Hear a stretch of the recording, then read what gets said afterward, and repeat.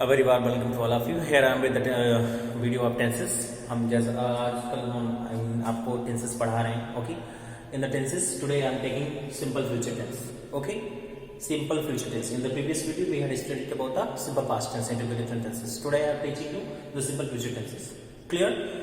How they are used and what are the simple future tenses. All of us you have to know what are the simple future tenses. Clear?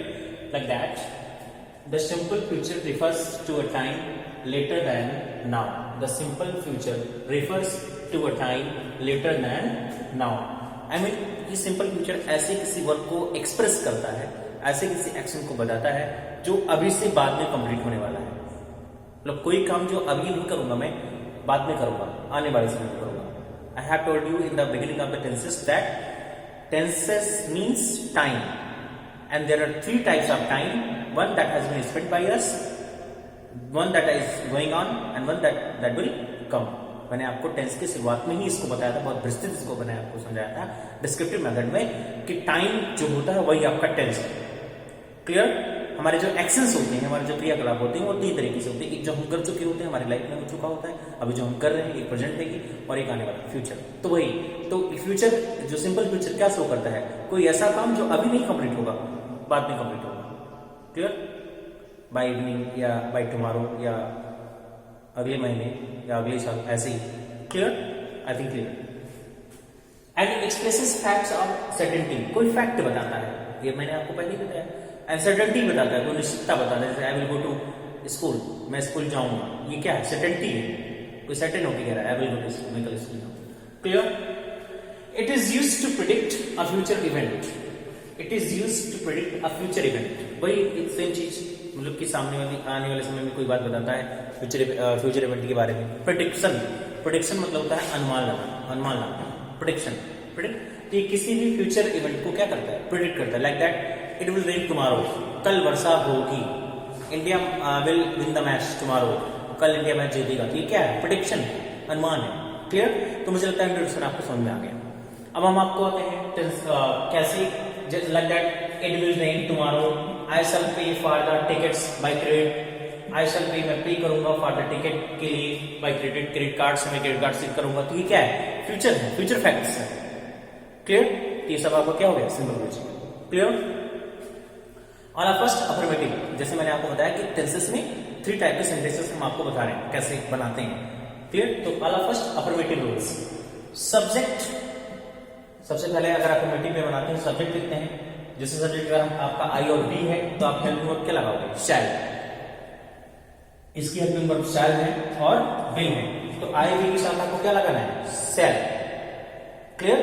I B के साथ आपको क्या लगाना है? शैल plus main verb first. इसमें आपको main verb first लगानी है प्लस ऑब्जेक्ट प्लस आरपी. आपका एग्जांपल ये देख लीजिए. आई बी ये आपका सब्जेक्ट बन गया. फिर मैंने कहा था शैल लगेगा, शैल लगा हुआ है. मेन वर्ब फर्स्ट, पे फॉर द टिकट्स आपका ऑब्जेक्ट चाहिए, रिमेनिंग पार्ट्स. क्लियर? तो आई बी के साथ आपको शैल लगाना है, बाकी सबके साथ आपको विल लगाना है. कोई भी सब्जेक्ट आपका हो, he see it, I see it, we they, या कोई नाउन हो आपका, सबके साथ आपको विल लगाना है. सिर्फ आई और बी, आई मींस मैं, बी मतलब हम. अगर ये दो सब वर्ड आपके सब्जेक्ट है, दो प्रोनाउन, तब आपको शैल लगाना है. क्लियर? सेकेंड रूल, सब्जेक्ट में आपका अगर ही है, सी है, इट है, दे है, आई नहीं, बी है. क्लियर? यू, कोई भी नाउन, देखो मैंने हिंदी में लिखा है आपको समझने के लिए, कोई भी नाउन. क्लियर? तब आपको क्या लगाना है? Will. After that you have to use main verb first, after that object, and after that remaining parts. Clear? These are the rules related to affirmative sentences. ये अफर्मेटिव सेंटेंसेस के rule है, इनको आपको ऐसे ही बनाना है सेंटेंसेस को. Clear? किसमें? Affirmative के सिंपल में, सिंपल फ्यूचर में. आई शैल गो देयर टुमारो. आई, मैं, शैल गो, जाऊंगा. फ्यूचर की बात हो रही है. शैल लग गया, व्हाट शैल सोर्स. अगर आपको सेंस भी निकालना हो, अगर आपसे हिंदी ने कहा जाए कि इसका हिंदी का इंग्लिश क्या होगा, अगर ये कहा जाए कि इंग्लिश का आप हिंदी कैसे निकालेंगे, यहाँ पर आप जाऊंगा निकालेंगे. क्यों? क्योंकि ये सिंपल फ्यूचर की हेल्पिंग वर्ब है, और सिंपल फ्यूचर क्या शो करता है? आने वाला टाइम. तो मैं जाऊंगा देयर वहां टुमारो, कल, मैं कल वहां जाऊंगा. He will meet, he will meet, मिलेगा. ही विल मीट, वह मिलेगा. मैंने ऐसा क्यों बोला मिलेगा? क्योंकि यहाँ पे विल लगा हुआ है. ही विल मीट, वह मिलेगा. उससे मिलेगा. मिलेगा, इट शोज कि आने वाला टाइम, अब वो कल भी हो सकता है, 2 महीने बाद भी हो सकता है, 1 साल बाद। यहाँ पे कोई जरूरी नहीं है कि वो मेंशन किया जाए टुमारो, इट्स नॉट मैंडेटरी। आप यहां से शो हो जाता है, जब आप बिल लगाते हैं और सेल लगाते हैं तो ये शो हो जाता है कि फ्यूचर का टाइम है। Clear? I think clear. Wait, look at this. There is some specific rules related to this tense. इस tense से related कुछ specific rules हैं, like that when there is certainty, promise, determination, certainty, निश्चितता, promise, वायदा, determination, दृढ़ इच्छा, ये कह सकते हैं कि दृढ़ निश्चय, then change the helping verbs with each other's subject. तब आपको क्या करना है, हेल्पिंग वर्ब को चेंज कर देना है। कैसे? अभी तक मैंने आपको बताया था कि आई बी के साथ आपको शैल लगाना है, बाकी सबके साथ आपको क्या लगाना है, बिल। लेकिन अगर आपको लगे कि यहाँ पर डिटर्मिनेशन है सेंटेंस में, प्रॉमिस है सेंटेंस में, चाहे आप बना रहे हो सेंटेंस को या कुछ आप बोल रहे हैं, अगर आपको लगे कि ये प्रॉमिस और डिटर्मिनेशन है, तब आप आई बी के साथ बिल लगाओ और बाकी सबके साथ क्या लगाओ, shall. Clear? Like that, I shall help him, it is true, it is a correct sentence, I shall will, but like that I will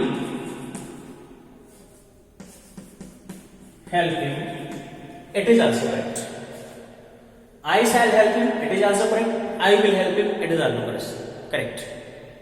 अगर इसका हम पोस्टमार्टम करें, इसकी गहराई में जाए, इसका स्टडी करें, तो अगर यहां पर हमने बिल लगाया तो इसका मतलब ये हो गया कि वो डिटरमाइंड है, उसने दृढ़ निश्चय किया है कि वो आई विल हेल्प हिम, मैं उसकी सहायता करूंगा, ये हमारा डिटर्मिनेशन है। लेकिन ये आई शैल हेल्प हिम, तो यहां पर डिटर्मिनेशन नहीं शो कर रहा है, ये ऐसे ही कह रहा है कि मैं उसकी हेल्प करूंगा। क्लियर?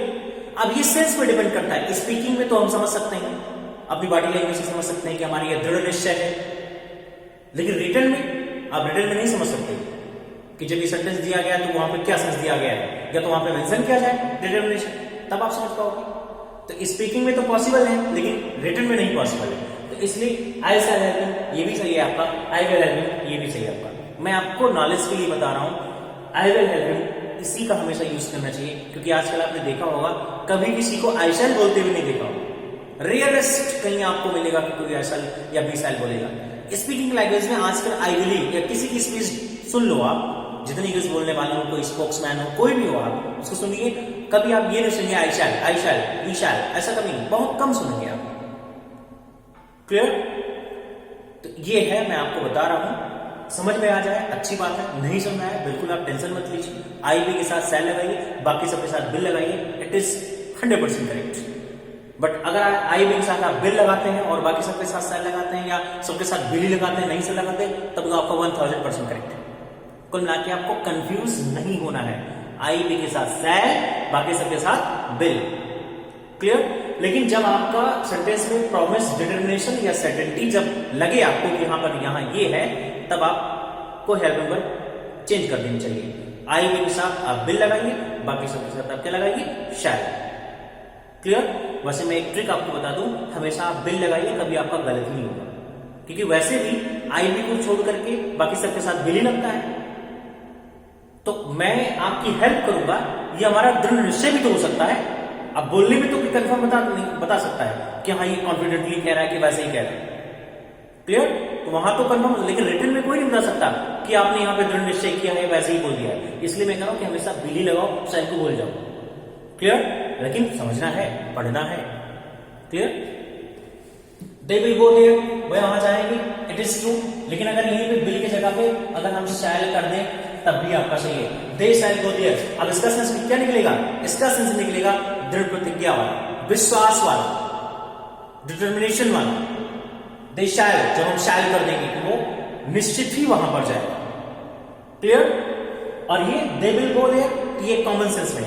लेकिन मैं बार बार आपसे रिपीट कर रहा हूं कि सिर्फ आप स्पीकिंग में इसको क्लियर कर सकते हैं, रिटन में क्लियर नहीं कर सकते। क्लियर? तो इसलिए दोनों सही है, जो आपको समझ में आए लगाइए, बेटर है। यू विल बीट हिम, आप उसे पीटेंगे, it is correct. You shall beat him, ये भी आपका करेक्ट है, वही हो जाएगा आपका promise, determination, certainty. We shall meet him, हम उससे मिलेंगे, यहां पर वी विल मीट हिम, ये भी आपका सही हो जाएगा। हो सकता है ये प्रॉमिस हो, अब तो स्पीकिंग में पता चलेगा क्या है। क्लियर? तो सिर्फ आपको इतना समझना है कि आई बी के साथ शैल, बाकी सबके साथ विल।